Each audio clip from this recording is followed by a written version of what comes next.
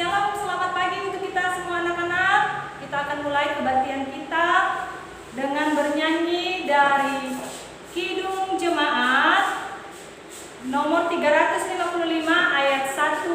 Kita bernyanyi ya.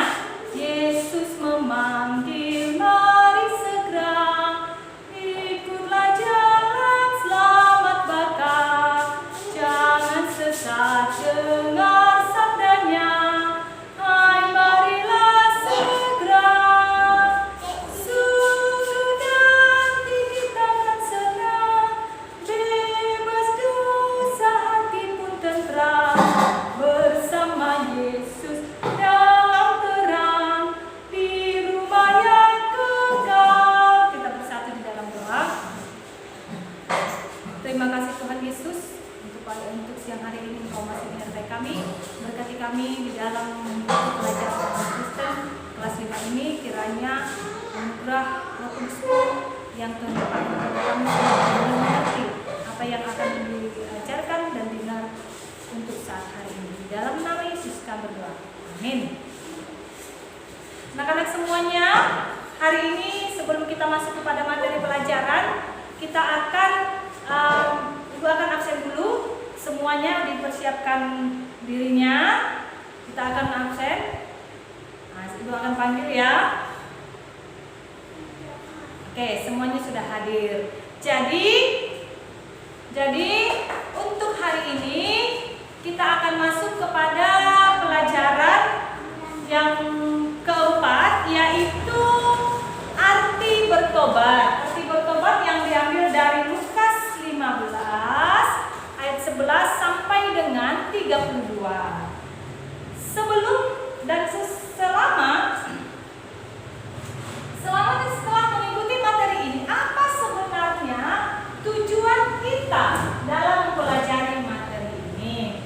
Jadi tujuannya di sini yang pertama adalah selama dan setelah mengikuti proses pembelajaran, mengamati, menanya dan mengeksplorasi, menganalisis dan mengkomunikasi peserta didik diharapkan dapat menjelaskan apa arti bertobat, ya. Yang kedua adalah menjelaskan alasan mengapa manusia itu perlu bertobat. Yang ketiga adalah siswa dapat menceritakan tentang pertobatan melalui cerita perumpamaan anak yang hilang. Yang berikut adalah menyatakan tekad untuk selalu bertobat. Selanjutnya, di sini mendaftarkan contoh perubahan cara hidup sebagai manusia yang sudah bertobat. Itulah dia yang menjadi tujuan pembelajaran kita. Oke, sekarang kita akan masuk kisah tentang Lukas 15 ayat 11 sampai 32. Tadi Ibu katakan materi kita itu adalah diambil dari ataupun berjudul arti bertobat. Sebelum kita masuk kepada arti bertobat itu apa, kita akan mendengarkan dulu cerita tentang perumpamaan anak yang hilang. Ya, siapa yang mau dengar cerita Ibu? Oke, semua pasti akan mendengar ya. Ya, coba lihat di gambar ini. Oke. Perhatikan gambar ini ya. Yesus ketika mengajar orang banyak, dia mengajarkan sebuah perumpamaan. Salah satu perumpamaan yang diajarkan oleh Tuhan Yesus itu adalah perumpamaan anak yang hilang. Bagaimana ceritanya? Simak ya berikut ini. Jadi, Alkisah adalah seorang ayah yang mempunyai 2 orang anak laki-laki. Kita sebut aja anak yang sulung dan anak yang bungsu. Iya, jadi ketika pada saat itu datanglah si anak bungsu ini. Dia ngomong sama ayahnya. Apa katanya? Ayah, aku mintalah hakku, mintalah bagianku. Nah, jadi padahal kan sebenarnya kalau masih hidup ya janganlah diambil semua kan begitu. Tapi sang ayah memberikan apa yang telah diminta oleh si bungsu tadi. Akhirnya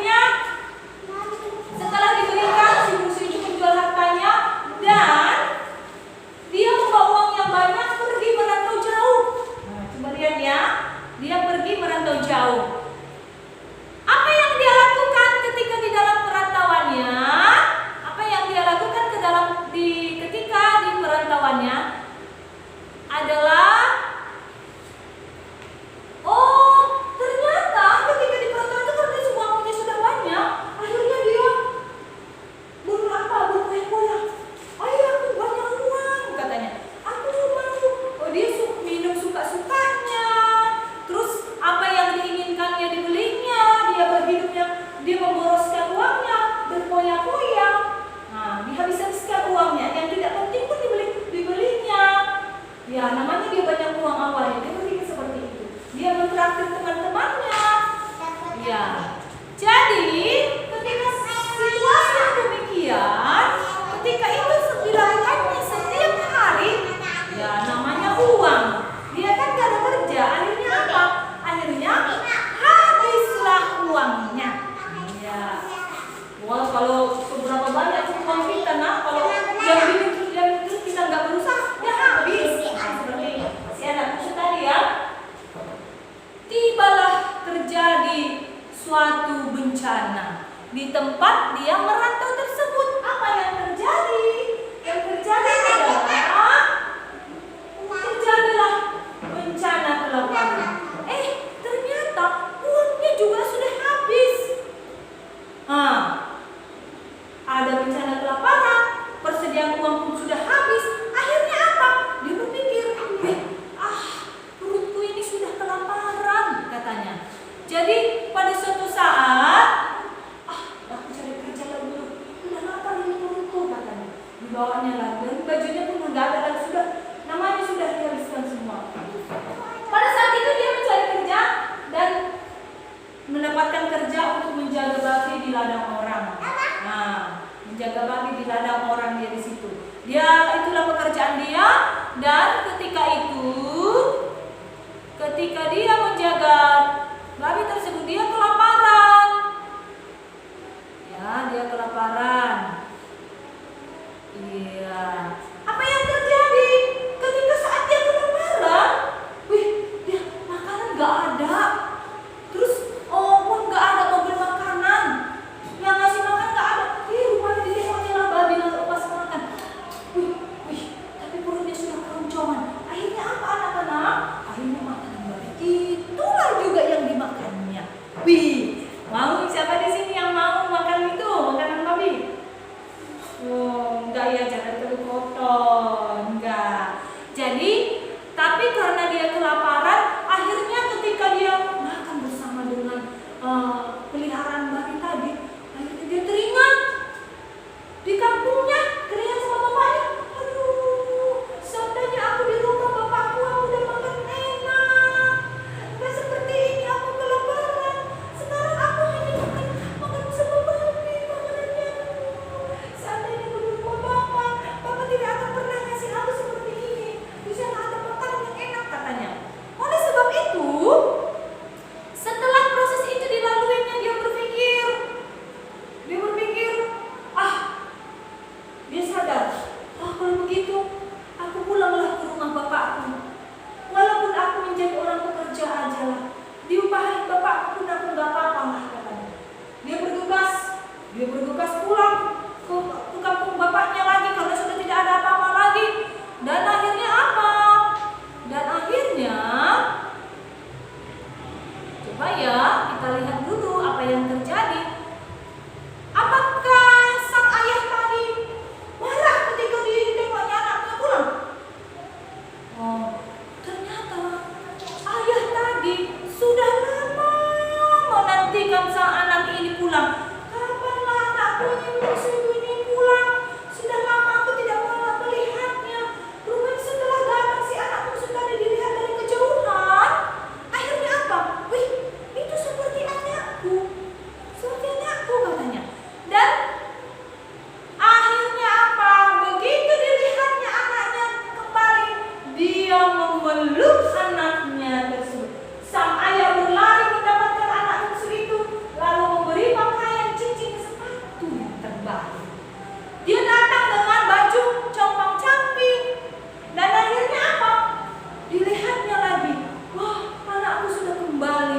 dia pakaikan pakaian yang bagus, cincin dan sepatu yang terbaik, karena dia sudah menganggap anaknya yang hilang itu telah kembali.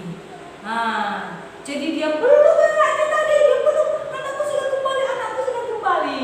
Itulah dia kisah tentang perumpamaan anak yang hilang. Jadi anak-anak, dari cerita tersebut, si anak bungsu tadi itu menyesal. Dia menyesal.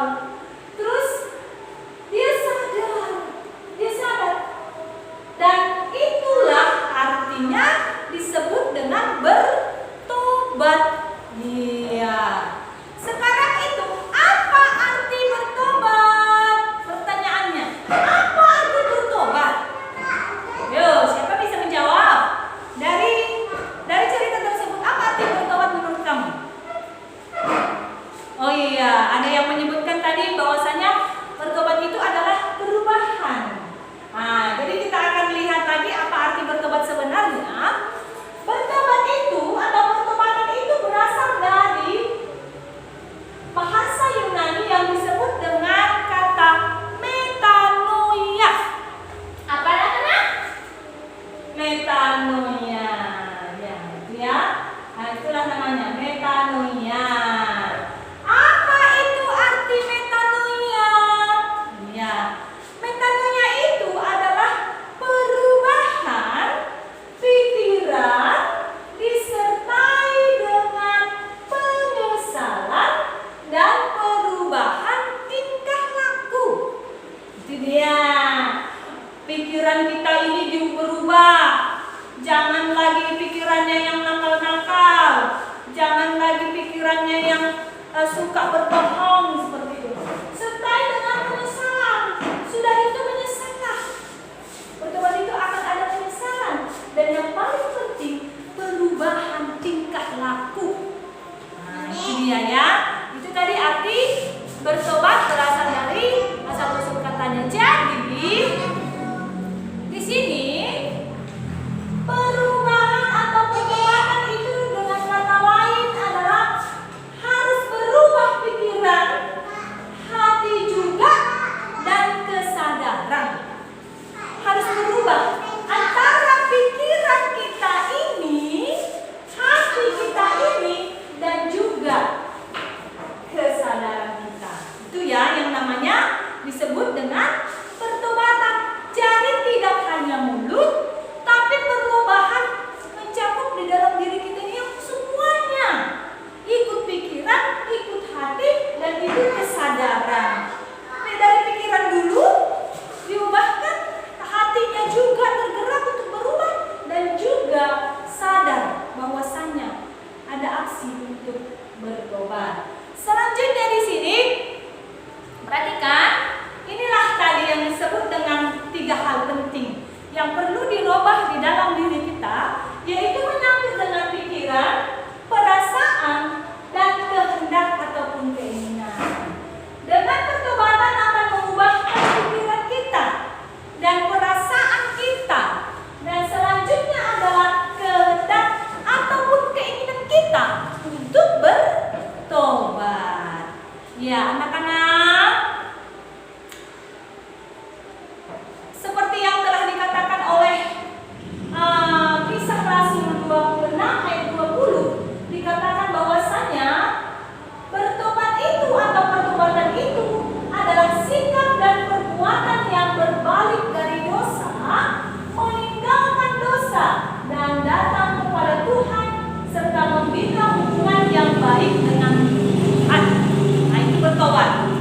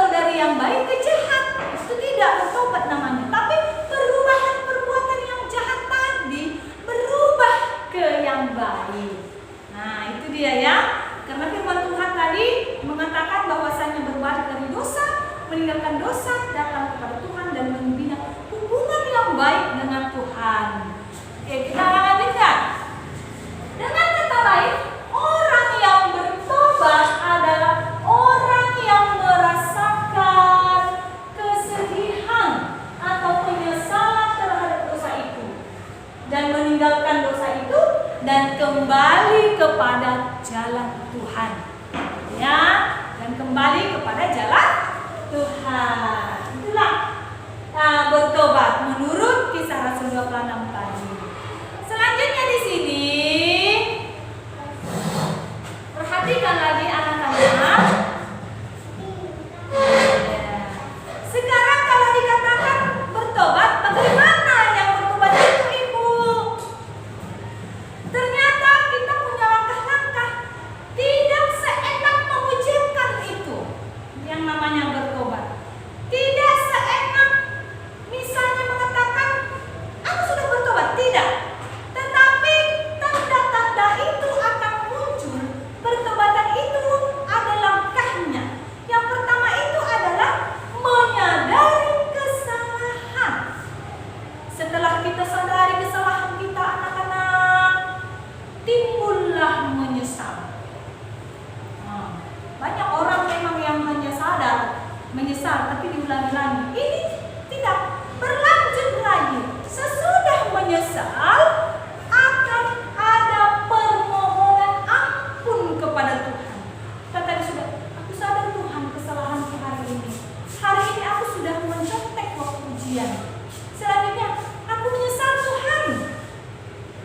Ampunilah aku Tuhan. Aku jujur di hadapan-Mu. Setelah itu apa? Barulah ada pertobatan melalui dampak dalam kehidupan sehari-harinya. Itu tentang pertobatan. Oke anak-anak, sekarang kita akan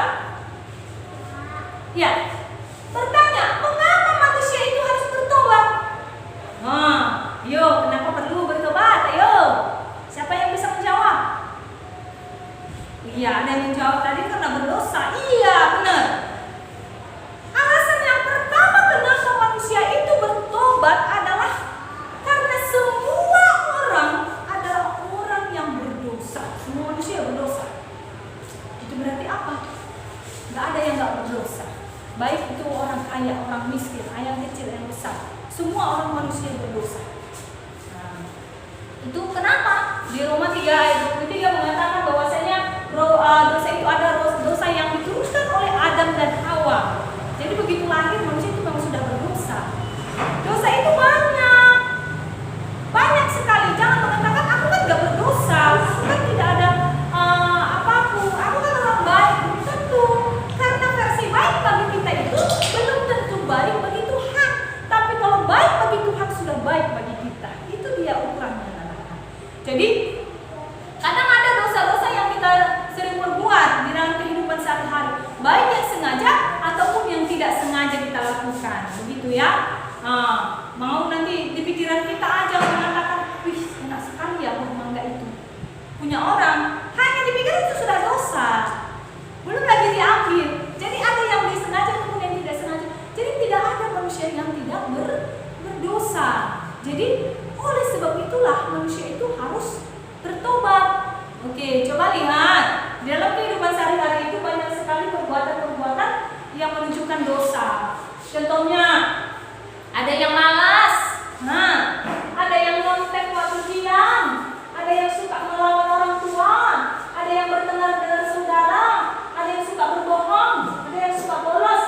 Semua itu adalah gambaran ataupun sikap dari perbuatan dosa. Siapa yang pernah melakukan ini? Tentunya pasti sudah pernah. Jadi itu artinya banyak yang sudah kita lakukan. Yang berikut adalah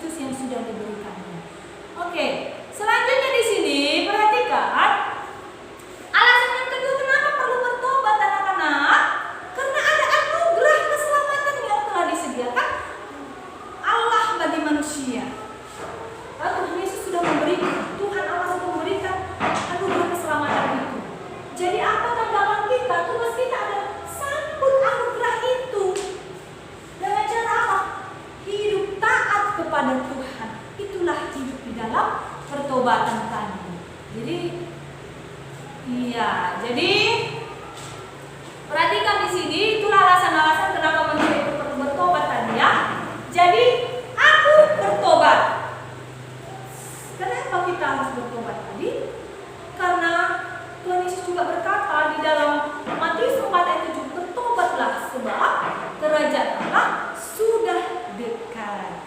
Nah, sadarlah dan bertobatlah supaya dosamu dihapuskan, kata kita Kisah Rasul 3 ayat 19.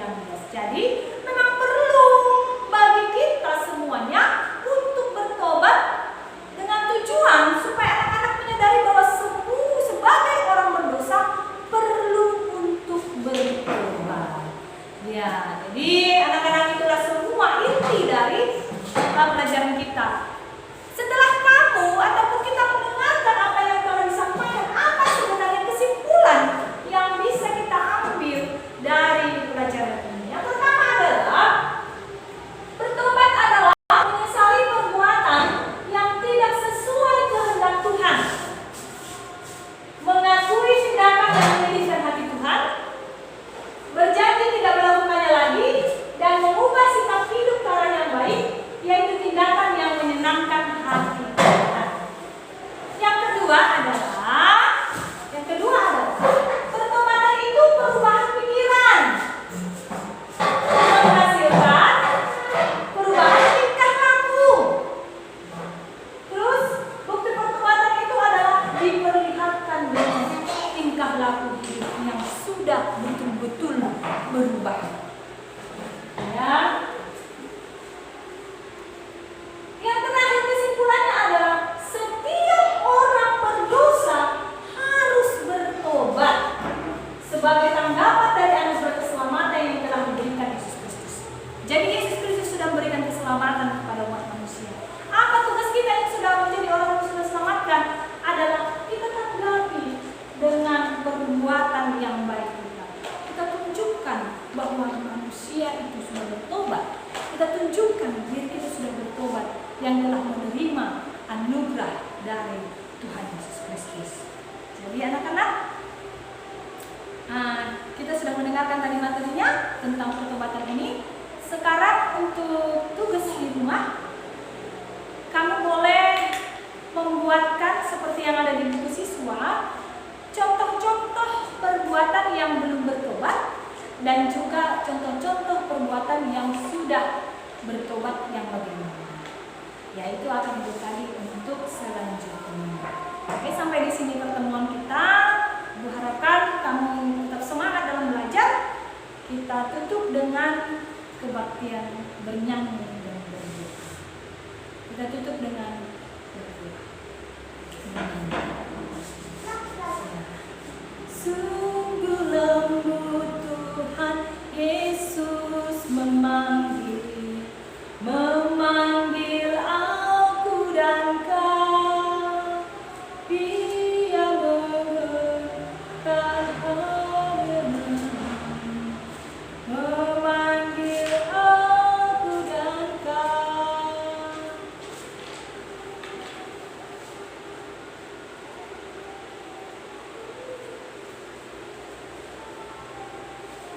Hai mari datanglah, kau yang lemah, mari datanglah.